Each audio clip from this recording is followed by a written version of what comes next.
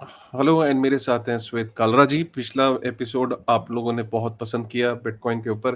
Bitcoin के ऊपर बात कम होती है और इसीलिए ये शो खास इसलिए क्योंकि हम इस पे सिर्फ और सिर्फ एक्चुअली बिटकॉइन की भी बात नहीं करते। हम क्या करते हैं, बिटकॉइन इज नथिंग, मेरे हिसाब से bitcoin is nothing but N economics.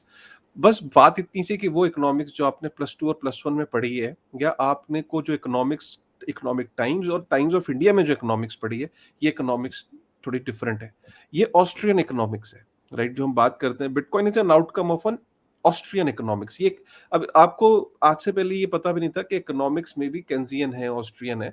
Economics का जो ऑस्ट्रियन इकोनॉमिक्स है, अगर आप उसको डिटेल में जाएंगे तो उस बिटकॉइन इस आउटकम है ऑस्ट्रियन इकोनॉमिक्स की जो सोच है। लेकिन पूरी दुनिया में जितने भी सेंट्रल बैंक हैं वो किन्जियन मॉडल पे चलते हैं। किन्जियन मॉडल जो है उनको सूट करता है। ऑस्ट्रियन इकोनॉमिक्स जो है वो सूट कम करता है सेंट्रल बैंक्स को, क्योंकि वो ऑस्टेरिटी की बात करता है, वो फिक्स्ड सप्लाई की बात करता है, वो बहुत सारे ऐसे कॉन्सेप्ट्स की बात करता है जो कि आप देखोगे तो सतोशी नाकामोटो का जो विजन है वो कहीं ना कहीं ऑस्ट्रियन इकोनॉमिक्स से अलाइंड है। ऑस्ट्रियन इकोनॉमिक्स गोल्ड स्टैंडर्ड की बातें करता है। तो वो कहीं ना कहीं मिसअलाइनमेंट की वजह से आपको जो स्कूल में पढ़ाया जाता है वो केन्जियन इकोनॉमिक्स पढ़ाई जाती है। तो ये मैं हमेशा कहता हूँ कि आपको ऑस्ट्रियन और केन्जियन इकोनॉमिक्स को पढ़ना चाहिए। अगर आप ये पढ़ने में इंटरेस्टेड हो तो माइकल सेलर की एकेडमी है, उसके ऊपर ऑस्ट्रियन इकोनॉमिक्स के ऊपर पूरा कोर्स है जो आपको करना चाहिए। हाईली रिकमेंड करूंगा, आपके कॉन्सेप्ट्स बिल्कुल क्लियर हो जाएंगे। आज हम बात करेंगे फिर से मैक्रो इकोनॉमिक्स की, मैक्रो डेटा की। आज हम बात करेंगे डेट लिमिट।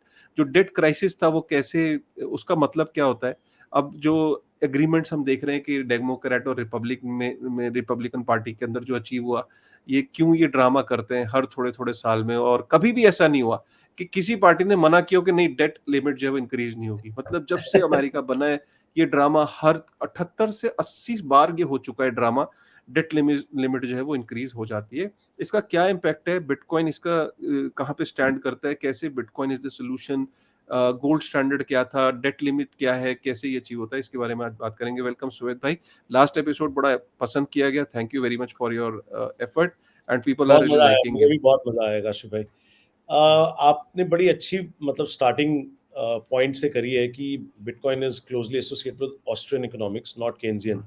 पहली बात तो मैं इसी बात पे थोड़ा सा व्याख्यान दे देता हूँ कि हमारे स्कूलों में, because I am also an economics honours graduate, तो हाँ स्कूलों में इकोनॉमिक्स में एक्चुअली में ये सब पढ़ाया ही नहीं जाता। और फिर भी जो पढ़ाया जाता है ना वो यही है, demand supply equilibriums and string theories, हाँ बहुत सारी हाँ। थ्योरीज जो स्ट्रिंग थ्योरी कह रहा हूँ, दैट्स द मैं साइंस विद इकोनॉमिक्स स्टार्ट में ली थी ना, तो हम्म, स्ट्रिंग थ्योरी दिमाग में आ गई। But anyways, the point what I am trying to say is here कि केन्जियंस की जो सोच है वो ये है कि अगर आप कंजम्पशन बढ़ाते रहेंगे तो समहाउ मीन्स ऑफ प्रोडक्शन भी अलाइन हो जाएंगे एंड दोनों के सप्लाई एंड डिमांड इक्विलिब्रियम पे आके कहीं ना कहीं बैठ जाएगा with a certain amount of inflation which they consider to be good for the economy which has been traditionally 2%। अब उसके पीछे भी अगर जेरोम पावल से भी पूछेंगे कि 2% क्यों है, तो उनका एक इंटरव्यू है जो लिंक हम डाल सकते हैं। Even he doesn't know the answer कि 2% क्यों है and why inflation is good. हाँ इन्फ्लेशन मेरे हिसाब से तो अगर आप देखें तो ये एक बेसिकली थेफ्ट है। अब मैं काशिफ भाई के घर में जाके सामान 2% रेट पे उठा रहा हूँ, काशिफ भाई को नोट नहीं हो रहा, तभी रेट चीज़ों के बढ़ते जा रहे हैं। तो I think let's define this कि हम गोल्ड स्टैंडर्ड या ऑस्ट्रियन इकोनॉमिक्स और बिटकॉइन और केन्जियन में क्या फ़र्क क्या है। बेसिकली फ़र्क ये है, जैसे जेफ बूथ भी कहते हैं, Jeff booth is the author of the price of tomorrow and he is one of the very big proponents of bitcoin. वो ये कहते हैं कि when money is abundant everything else becomes scarce, and when money is scarce everything else becomes abundant। और हो यही रहा है पिछले 10 साल में, जैसे हमने पिछली बार में भी डिस्कस किया था कि 45% of world 65% of world debt और money creation has happened in the last 13 years, जिसमें से 40% has happened in the last 3 years. अगर आप 40% मनी एक्सेस क्रिएट करके आउट ऑफ नथिंग क्रिएट कर देंगे तो ऑब्वियसली इसका इंपैक्ट यही होगा। रियल एस्टेट आप देख लो कहाँ पहुंच गया है, गोल्ड फिर भी डाउन है, लेकिन इक्विटीज देख लो कहाँ है, because these are the instruments in which people are generally investing and feeling rich, और वो फिर वेल्थ इफेक्ट आ जाता है। अब अल्टीमेटली अगर आप देखो तो this is become out of the reach of so many people. ठीक है, जिनके पास से पहले से प्रॉपर्टी है, रियल एस्टेट है, वो आज बहुत आराम से उसको एंजॉय कर रहे हैं, रेंट पे भी चढ़ा रहे हैं, उसको लेवरेज लेके, लोन लेके और आगे लेवरेजिंग करके कमाई कर रहे हैं। बट जिनके पास नहीं है वो कहाँ जाएंगे? और ऐसे बहुत लोग हैं, बिकॉज और यही हो रहा है, वेल्थ इफेक्ट, वेल्थ इनइक्वालिटी इसी वजह से ही बढ़ रही है। आज 1% of America's elite controls 36% of their output, and if you compare 10% of the elite, they control about 70% of assets.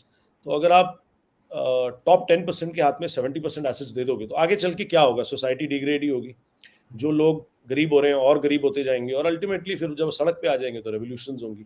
और यही फिएट मॉनेटरी सिस्टम का हिस्टोरिक वो भी है। अगर आप देखेंगे तो 1492 से पोर्चुगीज जब हुए थे तो उनका 1570 1580 तक चला, फिर स्पेनिश का चला रूल, फिर फ्रेंच का चला, फिर ब्रिटिशर्स का चला।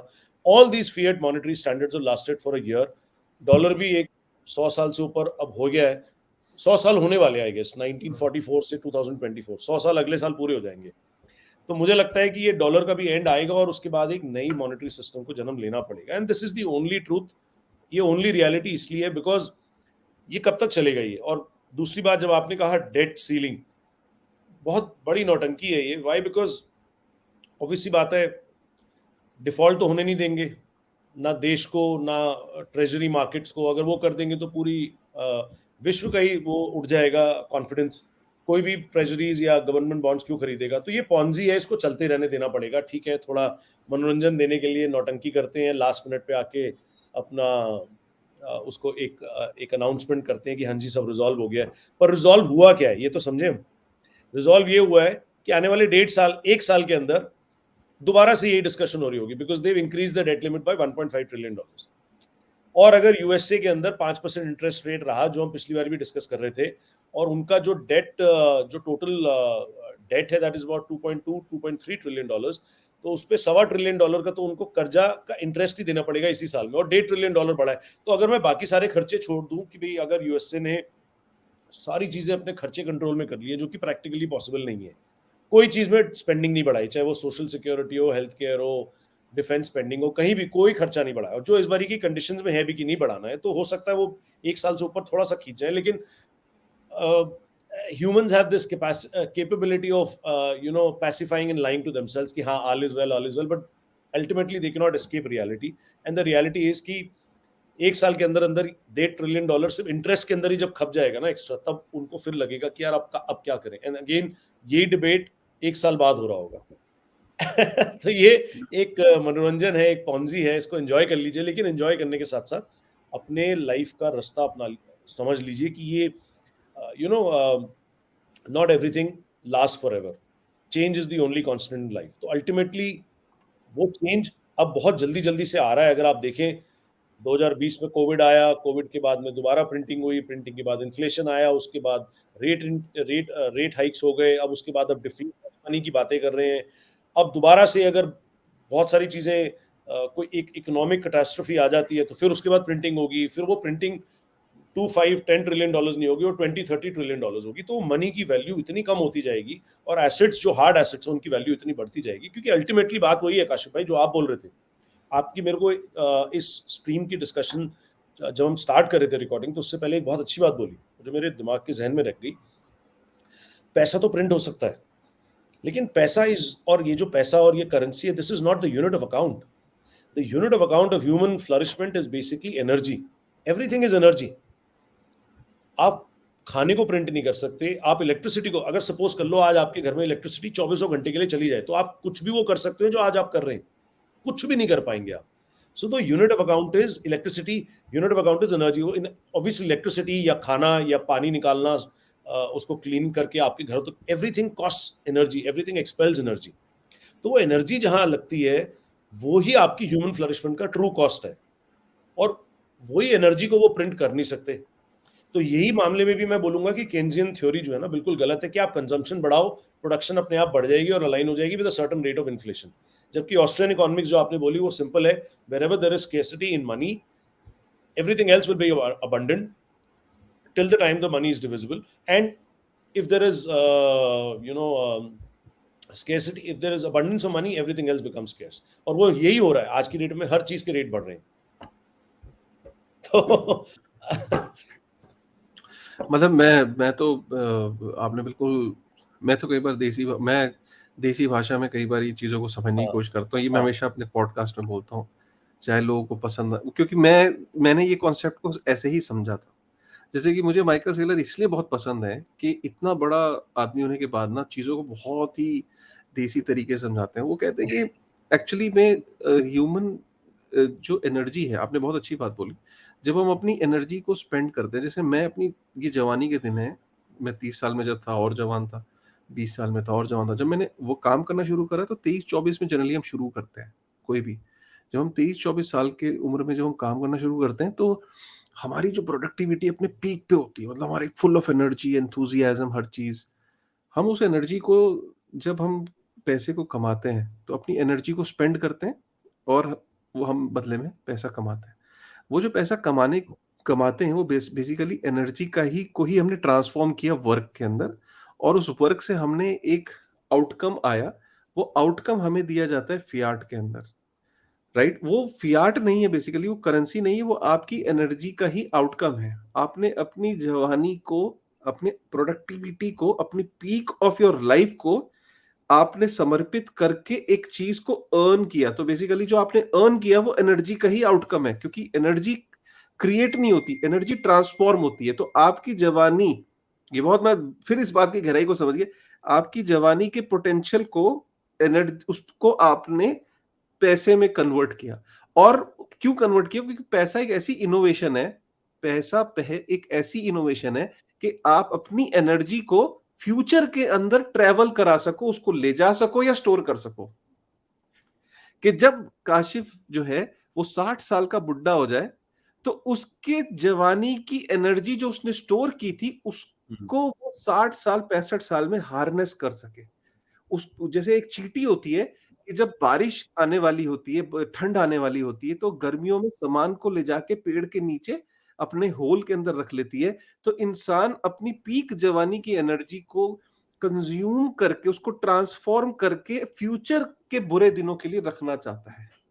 तो मनी एक ऐसा इंस्ट्रूमेंट था। मनी का कॉन्सेप्ट ये है। और अगर आपकी जो मनी है वो आपके इस एनर्जी को, उसकी उसकी एनर्जी को रिटेन नहीं कर पा रही फ्यूचर में, कि 60 साल के 65 साल के बंदे को अगर ये सिक्योरिटी नहीं है कि उसने जिस इंस्ट्रूमेंट में उसने इन्वेस्ट किया है वो उतनी वैल्यू को रिटेन करेगा कि नहीं करेगा, राइट? तो उस वो मनी उतनी ही ज्यादा प्रॉब्लमेटिक है और वो उतने ज्यादा उसका विश्वास ऊपर से उड़ जाएगा। इसीलिए सदियों से हमने देखा कि गोल्ड एक ऐसी फॉर्म ऑफ मनी रही, उसके अंदर लोगों का विश्वास इसलिए बना रहा। आज भी पुराने बुजुर्ग आपके घरों में ये कहते हैं कि सोना रखो, सोने में रखो, इन्वेस्ट करो। क्यों? क्योंकि सोने ने अपनी एनर्जी, अपने अपने उस वादे को पूरा किया, पक्का रखा। आज अगर अमेरिका अनाउंस कर दे ना कि हमने एक ऐसी टेक्नोलॉजी बना ली कि हम गोल्ड को अब फैक्ट्री में प्रोड्यूस कर सकते हैं। गोल्ड की इतनी डिमांड है कि गोल्ड को जब फैक्ट्री में अगर प्रोड्यूस करना शुरू कर दिया तो हर जगह आपको गोल्ड ही गोल्ड दिखेगा और आपकी जो एनर्जी है जिसमें आपने स्टोर किया हुआ अपनी एनर्जी को, अपने काम को गोल्ड के अंदर, उसकी वैल्यू वर्थलेस हो जाएगी। बिकॉज बिल्कुल श्वेत भाई ने बिल्कुल सही बोला कि अबेंडेंस अगर है मनी की, राइट, तो आप समझिए कि बाकी सारी चीजें जो है वो अब स्केर्स हो ऑटोमेटिक स्केर्स हो जाती है। वो और यही ऑटोमेटिकली हो रहा स्केर्स है। हो जाएगी, और मनी अगर अबंड अभी अबंडेंस नहीं है, अभी मनी स्केर्सिटी अबंडेंट मनी है। में, हाँ। तो हर तो चीज की अभी वैल्यू प्रोपोर्शनेट टू मनी गिरती जाएगी। बिल्कुल, और अभी डेट सीलिंग यही है कि सरकार की जिम्मेदारी थी कि भाई डेट सीलिंग जब तुम्हें बता दी कि इस बजट के अंदर खर्चा करना है, आप अपने घर में अपने बच्चे को क्या बोलते हो? पॉकेट मनी 500 रुपए है, 1000 रुपए बेटे, इससे ऊपर 1 रुपया नहीं मिलेगा। अगर वो 1 हफ्ते के अंदर 500 रुपए खर्च कराए और आपसे आके बोले कि पापा मुझे पैसे और चाहिए, आप सवाल नहीं करोगे उससे कि बेटे मैं तो आपको बजट दिया था, where are you spending your money? You will ask that question. Probably एक बार आप उसका कहना मान जाओगे कि यार हो सकता है इससे खर्च हो गया हो। 78 बार दूसरे या में नहीं। दूसरी बार, तीसरी बार, चौथी बार, यहाँ पे यूएस गवर्नमेंट 80 बार अपना वादा तोड़ चुकी है कि 80 बार वो बोल चुके हैं कि भाई हम ये डेट सीलिंग क्रॉस नहीं करेंगे। डेट सीलिंग फिर क्रॉस हो जाती है और वो पब्लिक को क्या, हर साल ये ड्रामा होता है। पिछले 80 साल से पब्लिक को ये ड्रामा करके दिखाते हैं कि डेमोक्रेट्स और रिपब्लिकन आपस में लड़ते हैं। वो कहते हैं यार नहीं नहीं हम नहीं बढ़ाएंगे। जबकि इस बार भी अगर मैं आपको बताऊं, बड़ी हैरानी की बात है कि टोटल डेट सीलिंग जितनी बार बढ़ाई है वो रिपब्लिकन्स ने ज्यादा बढ़ाई है। इस बार डेमोक्रेट्स मांग रहे थे कि भैया बढ़ा दो, जबकि ज्यादा बार 40 से ऊपर बार रिपब्लिकन्स ने बढ़ाई है। नहीं, और बाय द वे, रिपब्लिकन्स वैसे काशिफ भाई, आपके हमारे जितने भी लिसनर्स है ना, अगर if they doubt what we are saying also ना, आई वुड रिकमेंड हाँ, वो लोग ना what the F happened in 1971 एक वेबसाइट है, हाँ, आप जाके देखेंगे ना, जितने भी एक्सपोनेंशियल कर्व्स है ना, जिसमें हाँ, रेट ऐसे बढ़ रहा है एक्सपोनेंशियली, दैट इज ऑल हाँ, started to happen since this gold standard was abated from, मतलब 1971 में जब निक्सन ने आके बोला ना कि हम अपने गोल्ड प्रोमिसेस को पूरा नहीं करेंगे और ये टेम्पररी मेजर है, ये कुछ इंटरनेशनल माफिया है जो हमारे डॉलर को अटैक कर रहा है, आज से आप डॉलर के अगेंस्ट गोल्ड रिडीम नहीं कर सकते। ये जितने एक्सपोनेंशियल ट्रेंड्स चार्ट्स के हैं, चाहे वो इक्विटीज के हों, चाहे वो रियल एस्टेट के हों, चाहे गोल्ड का हो, जो गोल्ड तो उसी टाइम 1970s में ही स्पेल करके 80s तक ही $35 से $800 तक पहुंच गया था, बट उसके बाद वो स्टैग्नेंट हो गया बिकॉज ये सिस्टम इतना रिग्ड है कि ऊपर से लेके नीचे तक रिग्ड है कि ultimately those closest to the printer are the ones who are able to decide for the fate of everybody else, and those closest to the printer is this cartel of international banks like the BIS, like the IMF, like the Federal Reserve, like the G7 nation central banks and their masters और पीछे के जो share holders हैं, that इतना solid control करके रखा हुआ, but ultimately बात वही है कि everything, the only constant in life is change and everything comes to an end, and this is what my point is कि ये जो अब है ना, बिल्कुल अपनी चरम सीमा पे है। ज्यादा से ज्यादा एक बार और ऐसा लगेगा झटका को कि everything will deflate, because technology इतनी चीजों को डिफ्लेशनरी करती जा रही है कि ultimately everything should be reduce down to its marginal cost of production. अब पर वो मार्जिनल कॉस्ट ऑफ प्रोडक्शन पे तो नहीं है आज की डेट में, और वो इन्फ्लेट हो रहा है बिकॉज वो स्केर्स एसेट है और बिकॉज मनी अबंडेंट है। तो अगेन, कुछ भी अगर यहाँ पे इकोनॉमिक्स के श्रोतागण है तो at least they will be able to understand me, but जैसे आपने समझाया बड़े सरल तरीके से, आई थिंक उससे तो सभी को समझ में आना चाहिए कि झोल जो है ना, ये बहुत ज्यादा हो गया है, बहुत बड़ा हो गया है, अब इतना बड़ा होल हो गया है कि इसको कवर अप नहीं किया जा सकता, अब इसको इसको फिल नहीं किया जा सकता। और अब ये जो है ना, बिल्कुल चरम सीमा पे क्यों है, बिकॉज अब ये क्रेडिट मार्केट रिस्क भी नहीं है, अब ये सीधे सीधे सॉवरेन रिस्क पे आ गया। अब देखो, थोड़ा सा मैं टेक्निकली और कोशिश करने की समझाता हूँ, फिर आप उसको सिंप्लीफाई करते हैं ना, कि अल्टीमेटली जैसे अगर आप पिछले 6 महीने में देखोगे, जैसे यूएस के अंदर about $600 billion have now been put into money market funds. Money market funds क्या है? ये बेसिकली आपके पैसे को ट्रेजरीज में डालते हैं, शॉर्ट टर्म गवर्नमेंट ट्रेजरीज में, and then they give you a yield of 5%। और ये जो पैसा होता है इनके पास में, ये बेसिकली रिवर्स रिपो से, फेडरल रिजर्व से इंटरेस्ट ले लेते हैं by holding, because they holding those treasuries, they give it to the federal reserve which gives it interest, and वो इंटरेस्ट वो आगे लोगों को बांट देते हैं और अपना बीच का कमीशन रख लेते हैं। चक्कर ये है कि जब से इतना पैसा मनी मार्केट फंड्स में आया, तो बैंक्स भी प्राइमरी डीलर्स हैं। बैंक्स के पास में वापस वो पैसा क्यों नहीं आ पा रहा है? तो उसी सिस्टम में रिपो लेंडिंग भी होती है। रिपो लेंडिंग में बैंक्स के पास पैसा क्यों नहीं आ पा रहा? किसने ये सोचा है? स्पेशली द पीपल जिनको इकोनॉमिक्स का थोड़ा बहुत ज्ञान। उसका सिंपल रीजन ये है कि पीपल हैव लॉस्ट ट्रस्ट। जो खुद बैंकर्स हैं, जो प्राइमरी डीलर्स हैं, जो इंस्टीट्यूशंस हैं, they themselves have lost trust. They know it themselves. वो बुद्धू बनाने की गेम अलग है पब्लिक को कि बैंकिंग सिस्टम बहुत मजबूत है, बैंकिंग सिस्टम बहुत स्टेबल है, we will get out of this. Practically कोई मैथमेटिकली वे ही नहीं है गेट आउट होने का इसमें, till the time the interest rates don't go back to zero, because इतने high debt पे the only way they can sustain this Ponzi for another 5 years is just they bringing down the interest rate to zero. अब ultimately ये बात ना लोगों को समझ में नहीं आती, क्योंकि मैथमेटिक्स में किसी का इंटरेस्ट ही नहीं है, इकोनॉमिक्स में तो बिल्कुल भी नहीं है। बट अल्टीमेटली मैं आज ट्विटर पे किसी को लिख रहा था और वो ये था कि not every, in fact nobody understands mathematics till the time mathematics enters their house and teaches them what it exactly is. जो आपने बताया, जैसे फैमिली में बच्चे को भी आप अपने समझाएंगे, अगर आप जेन्युइनली, आपकी उतनी इनकम नहीं है, 2 बारी 3 बारी आप बच्चे की डिमांड पूरी कर देंगे, चौथी बारी तो आप भी हाथ खड़े करके कहेंगे, बेटा मेरे पास पैसे नहीं है, please you have to adjust, बड़ा हो रहा है तू समझ। यहाँ कोई एडजस्ट ही नहीं करता, कोई समझना ही नहीं चाहता, ये बड़े हो ही नहीं है, बड़े हो भी नहीं सकते। क्यों?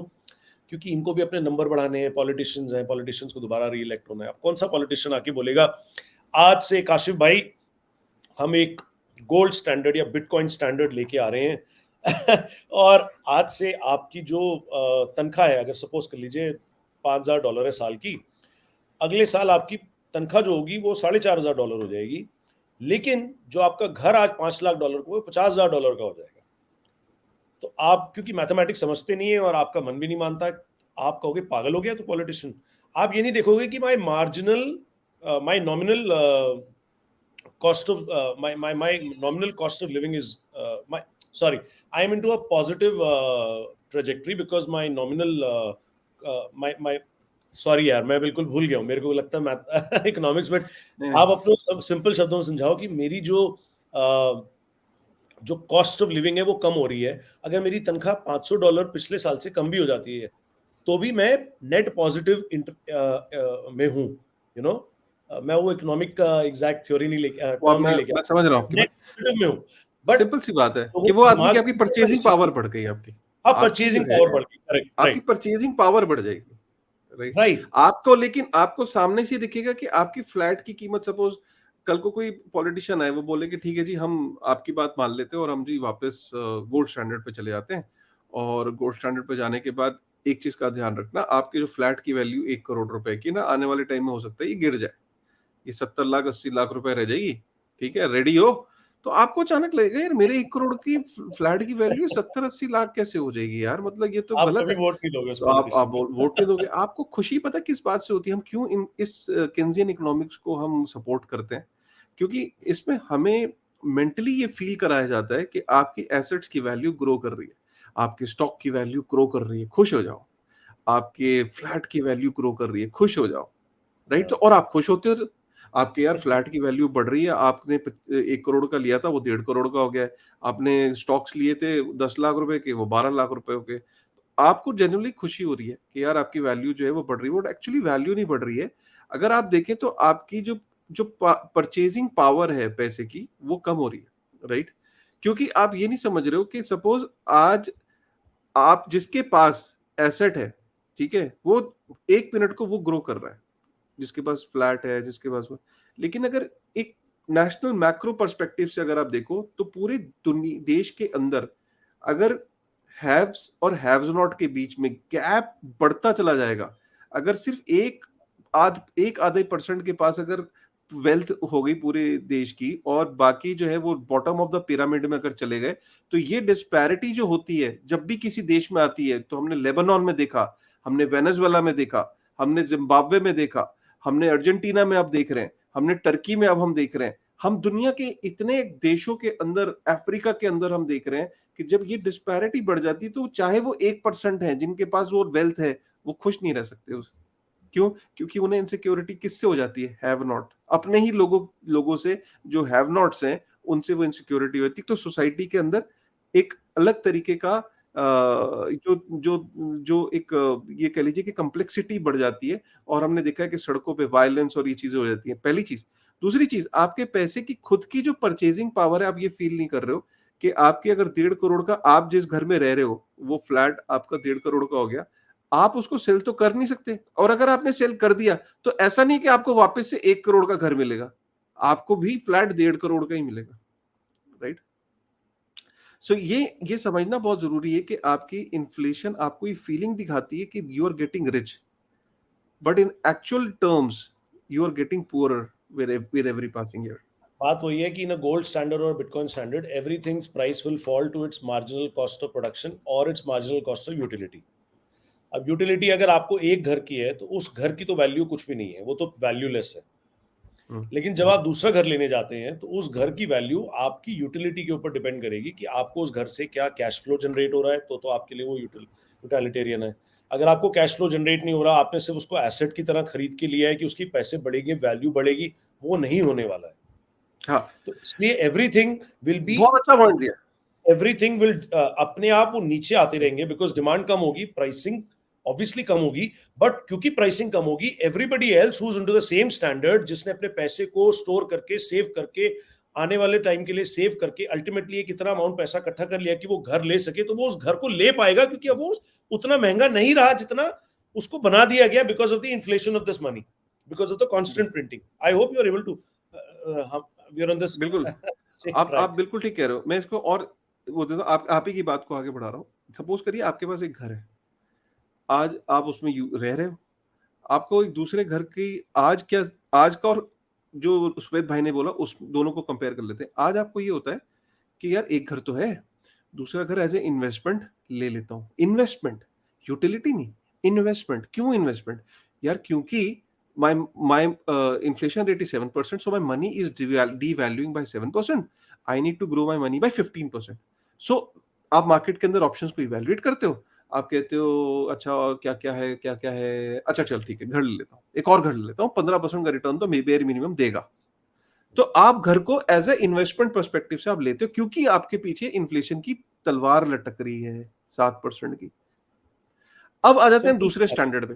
अब हम चलते आप हैं पिछले इन्फ्लेशन क्योंकि आप उस करेंसी को होल्ड करके रखना ही नहीं चाहते हाँ, जो आपको पता है कि जिसकी वैल्यू ही नहीं है, तभी आप जिसकी इन्वेस्टमेंट वजह करते हो ना, ये भी समझो पहले। बिल्कुल, इन्वेस्टमेंट भी क्यों करता है आदमी? क्योंकि पता है कि हाँ, जो करेंसी मेरे हाथ में है, सपोज कर हाँ, लो आज 500,000 के बहुत सारे नोट पड़े हैं या आपके बैंक हुँ, अकाउंट में करोड़ों रुपए पड़े हैं, आप उस बैंक अकाउंट के अंदर करोड़ों रुपए क्यों नहीं रखे रहने देना चाहते? क्यों उस पे एफडी लेते हो? क्यों उस पे आप हाँ, मनी मार्केट फंड्स में डालते हो? क्यों आप उसकी इक्विटी लेते हो और क्यों आप उसमें रियल एस्टेट में? क्योंकि पता है वो पैसा पड़ा पड़ा यूज नहीं हो हाँ, पाएगा, उसकी वैल्यू गिर रही है हर साल। ये लोग जानते तो हैं हुँ, पर समझते नहीं है कि अगर ऐसा नहीं हाँ। हो तो उसके उस सिचुएशन में क्या होगा।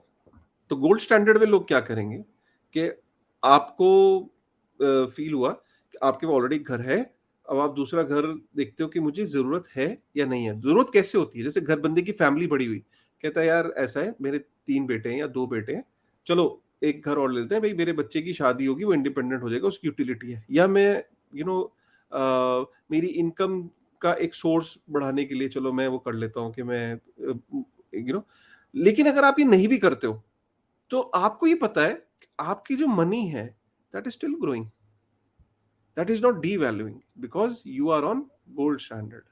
गोल्ड स्टैंडर्ड में गोल्ड की वैल्यू तो बढ़ रही है ना, हर साल गोल्ड की वैल्यू जो है वो अप्रिशिएट हो रही है, वो गोल्ड डीवैल्यू नहीं कर रहा, अपनी वैल्यू को रिटेन कर रहा है, तो आपको पता है कि you are not losing on the value of your money, so you are secure. तो आपका जो ये लो टाइम प्रेफरेंस जो माइंडसेट है ये आ जाता है इसमें। आप यू नो कि even if you not investing you are not losing, but today if you are not investing you are losing. जैसे कि धोनी और सचिन तेंदुलकर टीवी पे आते हैं और कहते हैं आपको भी मैदान में उतरना पड़ेगा।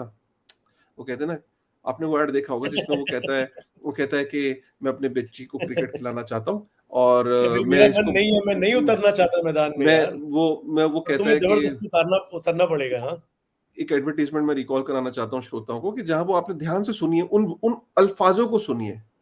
ये जो एडवर्टाइजमेंट के अंदर जो अल्फाजों के अंदर की बात को समझिए। वो कहता है कि नेट में वो अपनी बेटी को नेट प्रैक्टिस करा रहा होता है क्रिकेट की। सचिन तेंदुलकर सामने से आ रहा होता है, बहुत अच्छा खेलती है आपकी बेटी। तो कहता है जी सर मैं इसे क्रिकेटर बनाना चाहता हूँ। ठीक है? तो वो उसको बोलता है कि इसको तो देखिए मेहनत करनी है, आपको भी मैदान में उतरना पड़ेगा। कहता है किस तरह से? आपको भी म्यूचुअल फंड के मैदान में उतरना पड़ेगा, वरना आपकी बेटी जब तक क्रिकेट खेलने के लायक होगी तब तक आप अगर अपने पैसे को इन्वेस्ट नहीं करेंगे तो उसका सपना सपना रह जाएगा। So now they are playing with your mind that you need to invest and you are getting insecure about your future, you need to take action. ये इनसिक्योरिटी जो होती है ये फियाट स्टैंडर्ड का इंटीग्रल पार्ट होती है। So these ये आप समझिए, ये मेरे और श्वेत भाई के जो आप देख रहे हो कि रैंडम हम लोग जो ये लेकिन काशिफ भाई अभी भी ना मुझे नहीं लगता लोग समझेंगे इस बात को। लोग ना तभी समझते हैं जब पेन इन्फ्लिक्ट होती है। बहुत कम लोग होते हाँ, हैं जो हमारे जैसे लोगों को सुन के समझ जाते हैं और उस पे एक्शन लेना शुरू हो जाते हैं। क्योंकि पहली बात तो कॉन्सेप्ट भी क्लियर नहीं है। वो कहेंगे यार क्यों मेरे 2 घर नहीं हो? क्यों मेरे 3 घर नहीं हो? क्यों मेरे घरों की एसेट की वैल्यू ना बढ़े? जिसने खरीद लिए मेहनत करके वो तो कहेगा ना मेरे बढ़े, हम्म, हम्म, और जिसने नहीं खरीदे वो कहेगा है यार थोड़ा-सा रेट कम हो जाए तो शायद मैं घर खरीद पाऊँ। तो ये कांस्टेंट असल है अगेन। और जैसे आपने बताया इनसिक्योरिटी सबको है बिकॉज़ पैसे की वैल्यू डिवैल्यू हो रही है because of the excessive monetary printing. तो लोग ना इस बात हम्म, को, फिर भी मुझे ऐसा क्यों लगता है, I don't know, I am not being negative here, I am not being pessimistic but generally very optimistic, but जो चीज़ हम समझाना चाह रहे हैं ना लोगों को, जब तक पेन नहीं इन्फ्लिक्ट होती ना समझ नहीं आती। इस बारे में क्या सोचते हो आप? क्योंकि जब तक they will not hmm, be rug pulled, जैसे होता है ना हमारे क्रिप्टो वाले स्फीयर के अंदर, you get rug pulled by all these shit coins and crypto. Hmm, जब तक आप रग पुल नहीं होते ना, जब तक आप पेन नहीं इन्फ्लिक्ट होती आपके ऊपर, तब तक आप समझ नहीं पाते। वो हम्म, पेन कोविड में आई, अब नेक्स्ट पेन का फेज भी मेरे से लिख के ले लो, आने वाले 6-8 महीने साल के अंदर अंदर आने वाला है। क्योंकि जिस हिसाब से मैं देख रहा हूँ वर्ल्ड की मॉनेटरी सिस्टम को, बैंकिंग क्राइसिस को, डेट सीलिंग को, और जो ये क्रेडिट मार्केट का रिस्क जो अब सॉवरन लेवल पे पहुंच गया, इन चीज़ों को, अब कोई बड़ी बात नहीं है कि बैंकिंग सिस्टम कोई बंद कर दें और कहें जी आज से आपका पैसा जो पड़ा है आप उसी के अंदर घूमते रहो, घुमाते रहो, पर बैंक से निकाल नहीं सकते। You will just be trapped in the system. ये भी पॉसिबिलिटी है जो लोग अभी देख नहीं पा रहे। बट अगेन मैंने पिछले एपिसोड में बोला था कि ये आपको शायद वो भारी लग गया मेरा शब्द कि मैंने इसको बोला चेतावनी है, और हम चाहते हैं कि हम सिर्फ चर्चा करें, चेतावनी लोगों को लगे ना लगे उनको अपने आप गॉज आउट करने दो। बट मैं सच में बोल रहा हूँ ये चेतावनी है। आप नहीं समझ वो नहीं ठीक रहे है, हो, देखिए अंडरस्टैंड। देखिए चेतावनी हमारा the whole objective out here is that हाँ, मेरा एक हमेशा एक मानना है, और वो ये है, अगर घर में दाल रोटी सब्जी दही छाछ लस्सी, ठीक है, फ्रूट्स लीची, रात को एसी में सोना आपको अगर मिल रहा है, आपको कभी भी रियलाइज नहीं होगा कि बाहर कितनी गर्मी है और या बाहर क्या इश्यूज है, क्या बाहर प्रॉब्लम क्या है। ठीक है, आप जब बाहर निकलते हो तो आपको लगता है कि अरे यार बाहर तो बहुत इश्यूज है, ये क्या हुआ, पसीने से जब आपकी कॉलर जो गीला होता है, और जब आप थक हार के घर आते हो तो कहते हो यार बहुत मेहनत है भाई पैसे कमाने में। ठीक है, तो सिमिलरली क्या होता है कि जब तक आप कंफर्ट जोन में हो, तब तक ये इश्यूज आपको इश्यूज नहीं नजर आएंगे। तो मैं हमेशा ये कहता हूं कि कोई आदमी अगर इस टाइम जिम्बाब्वे में है और उससे आप बोलो कि भाई प्रॉब्लम क्या है, या वेनेजुएला में, कहेगा यार money doesn't work out here. अगर आपने कभी पैको को देखा हो, पैको जो हाँ, 40 कंट्रीज के ट्रिप पे, यार उसके ट्विटर राइट, को फॉलो करो। उसने अभी परसों एक वीडियो डाला जिसमें वो कह रहा है कि वो क्यूबा में है, और क्यूबा में जो प्राइवेट बस ऑपरेटर है, वो प्राइवेट बस ऑपरेटर टिकट जो है वो वहां की लोकल करेंसी में नहीं देता है। वो कहता है because the local currency is worthless, इधर you give me a credit card or a international card of any sort, or you give me USD। Local currency में वो उसको टिकट ही नहीं इशू कर रहा है। वो कह रहा है ये कैसी लेबनान में कंट्री भी है। लेबनान में भी यही हो रहा है। उबर ने अभी एक नया फीचर अपने ऐप के अंदर डाला है which is like a hmm, negotiation on the spot with the driver and different drivers at one time in a group chat, कि आपने एक सर्टेन अमाउंट बोला कि आज मैं आपको लेबनीज जो भी लीरा पाउंड जो भी उनकी करेंसी है उसमें लेबनीज लीरा में इतने, टर्किश लीरा होता सॉरी, लेबनीज पाउंड में हम्म, इतने पैसे दे रहा हूँ for this particular trip from X place to Y place.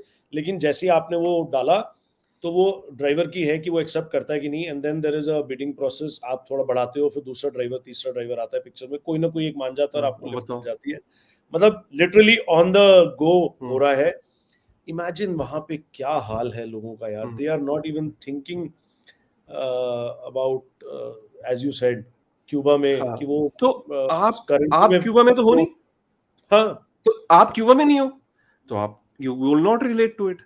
People who are in Nigeria can relate more to what you we are. So what I'm just trying to tell you कि people in US will not relate to what we are discussing. People in UK will not relate to what we are. It is not soon they about. Will, It is not about you वो need to time भी relate आने it or वाला not. It is not about you relate this thing or not. है। What we are trying to tell you is that sooner, if every nation, we know that they are on a standard where they have to print more money. Some countries are printing more, कुछ लोग कम print कर रहे हैं, कुछ लोगों के अंदर तरीका they are still very austerity, और उसके साथ वो काम कर रहे हैं जहाँ पे जीडीपी ज्यादा है, जहाँ इनकम ज्यादा है, जहाँ मेरे एक्सपोर्ट्स ज्यादा है, right? So those countries are doing fairly well, and there are countries like China, for example, is doing fairly well in terms of they are printing less. Even they are printing more than their GDP is still very high. They are less, dependent on नहीं, it's on not about weather. Printing in GDP. China की जो strength है उसकी manufacturing है। You can print manufacturing है, money, you can हाँ, not replace manufacturing. और manufacturing, manufacturing हाँ, की वजह से उनको फॉरेन एक्सचेंज बहुत ज्यादा रिजर्व्स आते हैं, उनका हाँ, करंट अकाउंट सरप्लस है हर कंट्री के साथ में। हाँ, तो वो उस शॉक को जो लगने वाला है अभी वर्ल्ड को बहुत इजीली झेल पाएंगे मेरे हिसाब से, as compare to the countries who as do compare not to, manufacture anything on their own. And जब वो money as a unit of energy की तरह लोगों को समझ में आना शुरू हो जाएगा कि you can print worthless paper currency, dollars pound what but you can not print food electricity water. और जब उस फूड वाटर इलेक्ट्रिसिटी की वैल्यू बढ़ेगी तो ऑब्वियसली चाइना का करंट अकाउंट सरप्लस और बढ़ जाएगा। तो इसलिए वो हाँ, सस्टेन कर जाएंगे, और जिन कंट्रीज के पास मैन्युफैक्चरिंग नहीं है वो सस्टेन नहीं कर पाएंगे, जिनका ऑलरेडी करंट अकाउंट डेफिसिट है। इस चीज को अभी यूएस यूके यू इसलिए नहीं समझ पा रहे हैं, या यूएस तो बिल्कुल भी नहीं, because they the world's reserve currency. वो हमने पिछले एपिसोड में भी डिस्कस किया था, if you not watch that episode please go ahead, कि ultimately they are able to export that inflation.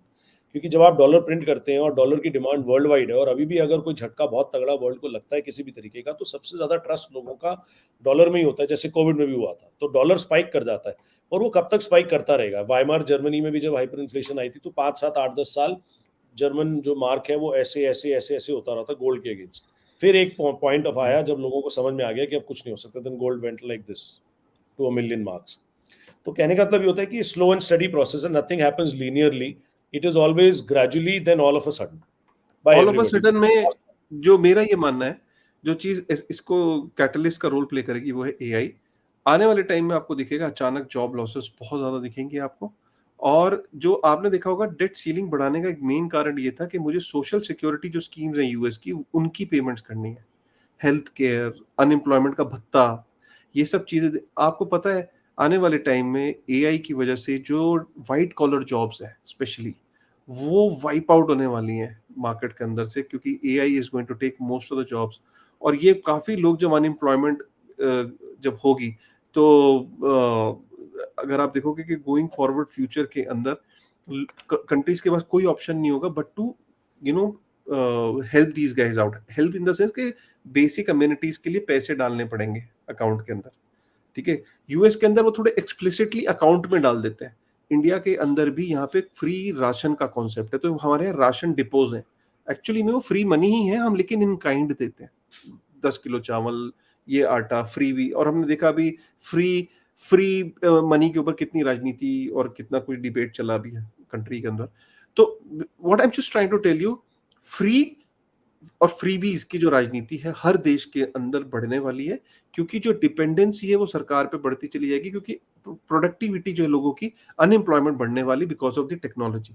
और ये जो जिन्होंने बुक लिखी है the price of tomorrow, right, इनका भी यही मानना है कि जो टेक्नोलॉजी की वजह से चीजों की कीमतों में कमी एक्सेलरेट कर आनी रहा चाहिए, है। लेकिन चीजों की कीमतों में कमी नहीं आती है, क्योंकि पीछे से मनी प्रिंटिंग हो जाती है, तो चीजों की कीमतें महंगी होती चली जा रही है और एम्प्लॉयमेंट कम होता जा रहा है। 10 लोग की जगह काम अब 2 लोग कर रहे हैं, 8 लोग क्या कर रहे हैं, 8 लोग बेकार हो रहे हैं। तो ये आने वाले समय में the only way out for the countries will be to print more more and exponential more money. ये हाँ, बिकॉज वो पॉन्जी इतनी बड़ी हो चुकी है, बेस मनी इतना ज्यादा बड़ा हो चुका है, जो कि किसी भी बुनियाद पे नहीं खड़ा हुआ, बिकॉज वो बुनियाद 1971 में ले ली गई थी, which is the gold standard. अब वो पॉन्जी इतनी बड़ी हो चुकी है कि वो पॉन्जी खत्म होने की हम अंतिम चरण पे ही है। दैट्स व्हाई मैं लोगों को बोलता रहता हूँ, जिनसे भी मिलता हूँ, कि यार हार्ड एसेट्स पे पैसे डालो। This is the right time for investing in commodities और कमोडिटी मनी लाइक बिटकॉइन और गोल्ड और व्हाटएवर। मानता हूँ पिछले 10 साल में उतना बेनिफिट नहीं मिला, not for bitcoin but in terms of let's say gold. Gold अब बढ़ना शुरू हो रहा है, लेकिन पिछले 10 साल में ऑलमोस्ट स्टैग्नेंट ही था। और हार्ड एसेट्स में जैसे कमोडिटीज हो गया, या फूड हो गया, या कॉपर हो गया, आयरन हो गया, यूरेनियम हो गया, which is limited in the earth supply, तो उसके ऊपर अगर आप पैसा डालना शुरू करोगे तो you will see that next 10 years will be the best 10 years for your life, because ये कभी भी अब। और प्रॉब्लम एक और भी है काशिफ भाई, अभी आपने जैसी बात बोली ना, और मुझे भी इस बात, प्रॉब्लम ये है कि वेल्थ इनइक्वालिटी तो बढ़ रही है, लेकिन उतनी नहीं बढ़ रही है अभी इंडिया में एटलीस्ट। कि अभी, और इंडिया में क्या होता है, मिडिल क्लास जो है ना, वो वैसे भी कोई प्रोटेस्ट तो करता नहीं है। मिडिल क्लास के पास तो 3 ही फिलॉसफीज हैं, ताली थाली या गाली। भाई या तो पॉलिटिशियन को टीवी पे गाली दे देंगे कि साले तूने कुछ नहीं किया या ताली बजा लेंगे उसके लिए, या फिर थाली बजाएंगे जैसे मोदी जी कहते हैं लेकिन प्रोटेस्ट नहीं होते। प्रोटेस्ट तभी होते हैं जब आदमी भूखा नंगा मर रहा होता है। और एब्सोल्युटली। यूएस में क्या हो रहा है आप देख रहे हो, वोकिज्म एक तरफ, and US is the epicentre of the world, हम माने या ना माने, they are the reserve currency of the world. अगर डॉलर को कुछ हार्म पहुंचता है, या उनके वजह से कोई सिस्टमिक रिस्क या सॉवरेन डेट क्राइसिस किसी और देश में खड़ा होता है, जो हुए भी हैं, उस सिचुएशन में कोई भी अछूत नहीं रहेगा। मैंने पिछली बार भी एक बात बोली थी कि आप यूएस छींक मारेगा तो जुकाम सबसे ज्यादा यूरोप को लगेगा, और यूरोप की तो बहुत भयंकर हाल होने वाला है, और हो सकता है बुखार चाइना को लग जाए, इंडिया को लग जाए, किसी को नहीं पता। वर्ल्ड इकोनॉमी बड़ी इंटरकनेक्टेड है, तो अपने आप को ना प्रिपेयर करना बड़ा जरूरी है इस सिचुएशन में। और यही हो रहा है मेरे को तो, आई डोंट नो, बिकॉज लोगों का इंटरेस्ट नहीं है, तो वो समझना नहीं चाहते, या वो समझते हैं लेकिन वो कहते हैं नहीं ठीक है, ओके ओके सब ओके, बट ओके नहीं है अगर आप मैथमेटिकली समझोगे तो ओके नहीं है। जैसे मैंने बताया 1.2 ट्रिलियन डॉलर से तो इंटरेस्ट पेमेंट का ही अमाउंट बढ़ जाएगा, और 1.5 ट्रिलियन डॉलर्स का इंक्रीज किया डेट लिमिट, तो मुझे लगता है 1 साल के अंदर यही डिस्कशन हो रही होगी दोबारा कि चलो अभी 2 ट्रिलियन और बढ़ाते हैं, और ये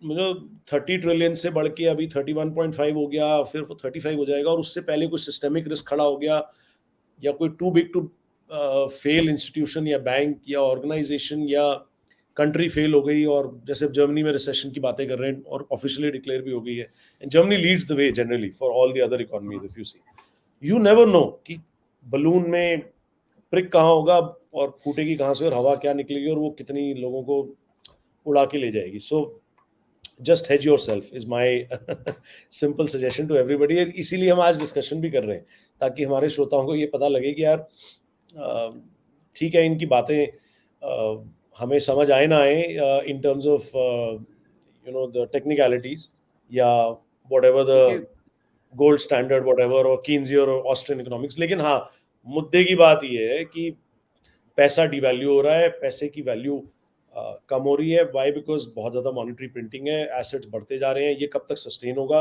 यहाँ तक तो ठीक है, चलो कोई बात नहीं, हम संभाल लेंगे, लेकिन जब ये सिस्टमिक रिस्क सॉवरेन लेवल पे पहुंच जाएगा और सरकारों के ऊपर पहुंच जाएगा, और सरकारें फेल होनी शुरू हो जाएंगी, जैसे कुछ होनी शुरू भी हो गई है, लाइक श्रीलंका फेल हुआ, टर्की आप देख लो ऑलमोस्ट 100% इन्फ्लेशन पे चला गया, लेबनान में बैंक्स फेल हो गए, सेंट्रल बैंक ने एसेट्स फ्रीज कर लिया आपके डॉलर के, या अगर 2012 में जैसे हुआ था साइप्रस में, बेल इन हो गया था कि आपके बैंक अकाउंट से आप पैसे ही नहीं निकाल सकते, and you became a share holder of that bank which failed and for which आपकी कोई गलती नहीं थी। तो ये चीजें जो है ना, ये एक ट्रेलर थी। अभी जो आने वाला जो क्लाइमैक्स है मूवी का वो बड़ा भयानक है, वो हो सकता है, और अल्टीमेटली होना यही है। There is the only way of a global reset, जिसके अंदर डेट को या तो हाइपर इन्फ्लेट कर दिया जाएगा, या डेट जुबली होकर उसको डिफ्लेट कर दिया जाएगा, और तीसरा कोई मैथमेटिकल वे नहीं है। अब ये चीज जो है ना, ये स्पेसिफिक पॉइंट जो है ना, ये लोगों को समझना जरूरी है, चाहे वो समझे ना समझे उसकी अंदर की इंट्रिकेसीज, बट उसके मैसेजिंग को हमारे जो है ना वो समझ जाए, तो हमें लगता है कि उसी में हमें बड़ी खुशी मिल जाएगी कि हाँ, people have grasped and they have been able to hedge themselves. और yeah, कितने लोग so if you see Zimbabwe has gone back to issuing gold standard gold backed coins उन्होंने इशू किए हैं, जिनको यूजर्स अपने आम पब्लिक के लिए भी उन्होंने एक लिमिटेड नंबर के इशू किए, but they just want to see how it works, but somewhere they feel कि यार हमें जाना ही पड़ेगा उस स्टैंडर्ड पे वापस। तो so that is one thing, and plus एक सिंपल सा, श्वेत भाई, एक सिंपल सा लॉजिक है यार, खर्चे हैं, आमदनी है। मैं पॉलिटिशियन हूँ, आई लीस्ट बॉदर्ड अबाउट इनकम। मेरे को 5 साल के बाद फिर 5 साल बाद आना है, तो मुझे खर्चे मेरी पहली प्रायोरिटी, आमदनी तो मैं कोशिश करूंगा बढ़ाने की, यही होता है। अब वो खर्चे बढ़ते चले जा रहे हैं, उसके बाद मैं आमदनी बढ़ाने के लिए पैसा छाप रहा हूँ, इन्फ्लेशन हो रही है, इन्फ्लेशन बहुत बढ़ गई 2-3 सालों में। मैंने कहा भैया रेट हाइक कर दो, इन्फ्लेशन कम करो। रेट हाइक जब मैंने बहुत तेजी से करी, तो मेरी जब रेट हाइक बहुत तेजी से करी तो क्या हुआ कि अब बॉन्ड यार की वैल्यू बढ़ गई, अब वो कह रहे हैं कि इकोनॉमी अनरियलाइज्ड रिसेशन में लॉसेस चली बढ़ जाएगी। गए, जो रियलाइज्ड लॉसेस बढ़ रहे हैं। वो यही कह हो रहे रहा हैं है। इकोनॉमी रिसेशन में चली जाएगी। अब जब इकोनॉमी रिसेशन में चली जाएगी तो कह रहे हैं पैसे फिर प्रिंट कर दो। फिर वो इन्फ्लेशन हुई, वो कह रहे यार रेट हाइक कर दो, और रेट हाइक करी, ओ यार रिसेशन, ओ यार rate hike recession, rate hike recession. अरे वो करते नहीं करते नहीं, करते अब काशिफ भाई करते अंतिम चरण पे है, सुनो इस तो बारी सही, जो आएगा ना बड़ा तगड़ा आएगा 19 रिसेस। 1971 से ही तो अगर आप वैसे एक्चुअल फियाट मनी की जो हिस्ट्री है, वो नहीं है जो पहली करेंसी प्रिंट हुई थी ना। एक्चुअल जो फियाट स्टैंडर्ड है, जो करंट स्टैंडर्ड है दुनिया में, वो 1971 से आया। 71 से हम लोग 2023 में हैं, तो हम लोग कितना रफली 50 years, 52 53 years 50 now 53 years is the history almost. Of our fiat standard. और दैट्स 53 इयर्स, तो हमने 53 इयर्स में करा क्या है? प्रिंट किया, ओ यार ज्यादा प्रिंट हो गया, ओ कम कर लो, ओ सर रिसेशन में जा रहे, ओ ज्यादा कर दो, ओ सर ज्यादा हो गया, ओ कम कर दो, ओ सर रिसेशन आ गया फिर। ये हमने क्या करा, 50 साल तक ये रेपिटेशन किया है। बट लेकिन अब इस सॉवरेन लेवल पे पहुंच गए काशिफ भाई, जो हम डिस्कस कर रहे हैं बिल्कुल सॉवरेन लेवल पे। अब अब ये इसमें, बैंकिंग लेवल पे भी नहीं है। हाँ, अब इसमें जो जो इसमें ये जो मैंने आपको बताया, थोड़ा ड्रामेटिक करके इसलिए बता रहा हूं कि आपको लग रहा होगा कि ये चर्निंग हो रही है ना, इस चर्निंग में अब धीरे धीरे कंट्रीज निपट रही हैं। दिख ही रहे हैं ना, हाँ छोटी। अब वो कौन हाँ निपट रही है? जहां करप्ट करप्ट नेता है वो सबसे पहले निपट रही है, जहां करप्ट एडमिनिस्ट्रेशन है वो सबसे पहले निपट रही है, जहां पे प्रोडक्टिविटी नहीं है, जहां पे सिर्फ सरकारों के ऊपर खाने पीने के लिए लोग डिपेंडेंट है, जहां पे किसी ने ये सोचा ही नहीं कि यहाँ के लोगों को एजुकेशन दें और इनको ग्रो करें, वो निपट रही है। ठीक है, जितना कमजोर देश होगा in terms of corruption, in terms of values, in terms of productivity, in terms of education, वो पहले निपटेंगे।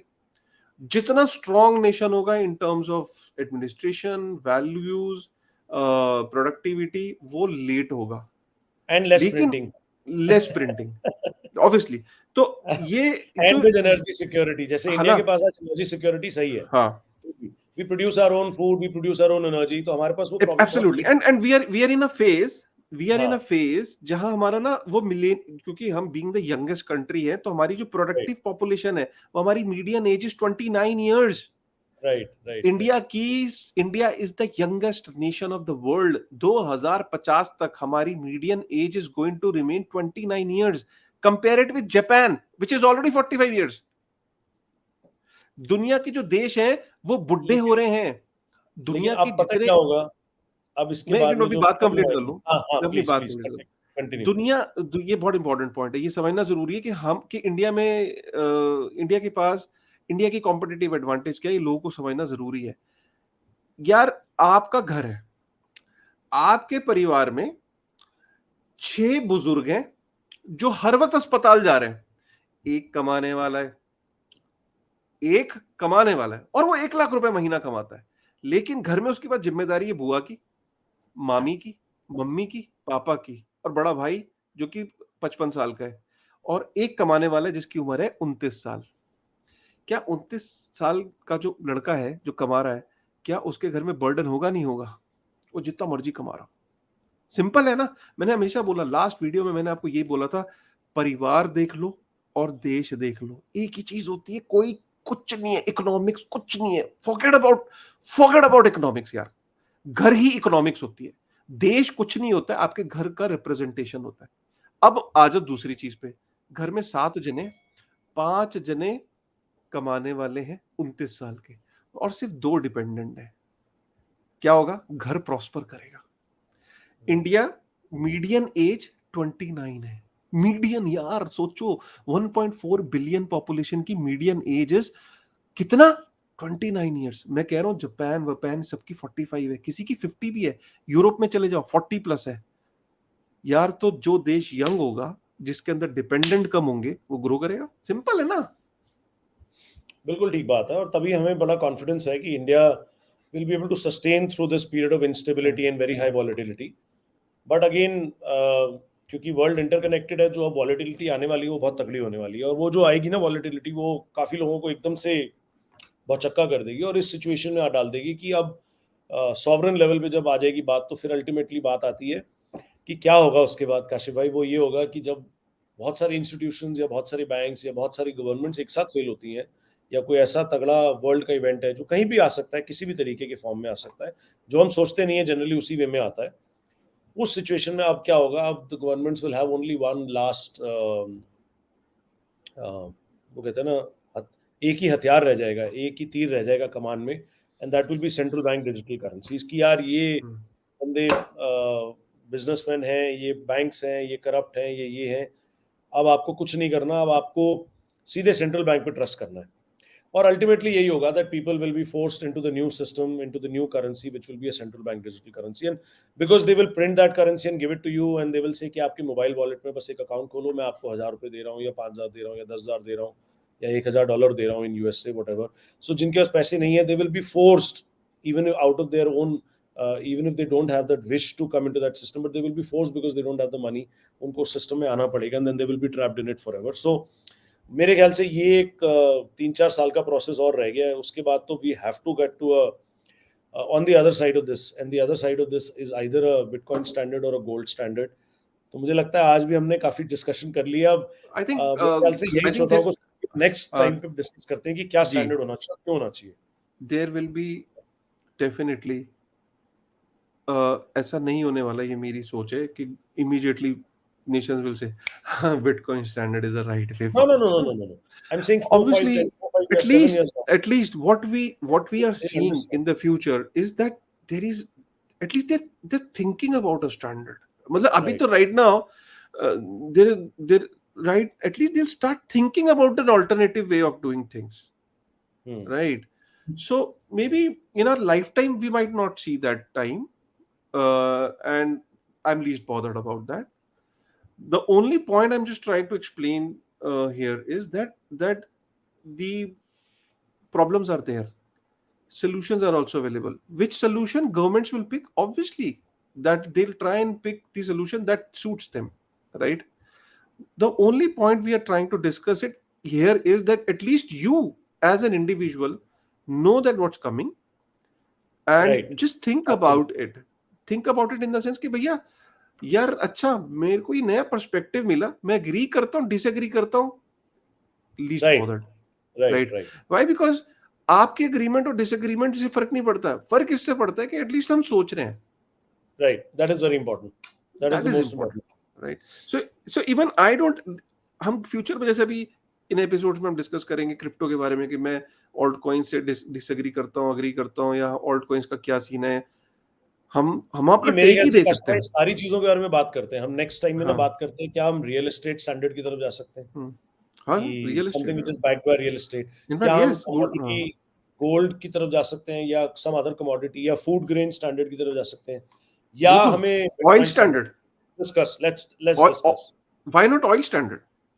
हाँ, why not oil standard, why not. तो हम सारे स्टैंडर्ड्स को, उनके प्रोस एंड हाँ, कॉन्स को डिस्कस करेंगे, बिल्कुल करते हैं. हाँ, है वो ना? करते हैं next. Why only Bitcoin standard? All these standards, and then you think which is shit the coin best. Standard भी हो सकता है ना. यार हाँ, क्यों नहीं, क्यों डोज स्टैंडर्ड क्यों नहीं? I सब think डिस्कस why करेंगे, not सब discuss. why not we go back to Doge standard? हाँ, We'll dose discuss dose about coin that. Standard, Elon Musk तो मैं ये कहता हूँ why a Bitcoin standard? मैं कहता हूँ let's discuss all these standards and then you figure out what is the best standard. Absolutely. You guys have to figure out. Everybody has to figure out by themselves. ठीक है sir. मजा आ गया as always. Fruitful, हाँ हमेशा. light-hearted, थोड़ी सी complex, थोड़ी सी मस्ती वाली, थोड़ी simplification वाली अच्छी discussion करी है और hope लोगों को पसंद आई है. And if you did like it, do share it. So Definitely. and do so. Thank you. Definitely. मतलब if you really like this discussion, please do share, Savit's Pi channel as well. And if you are watching it on Bittening, you can share, subscribe to Bittening. Please do comment what you felt. अच्छा लगा, बुरा लगा, boring लगा, whatever यार. ठीक है. Even if आपको boring लगा, sorry to say, we'll continue to do this. ठीक है. चलिए. See you, Kashif bhai. Take care. Yes, sir. Thank you. Okay.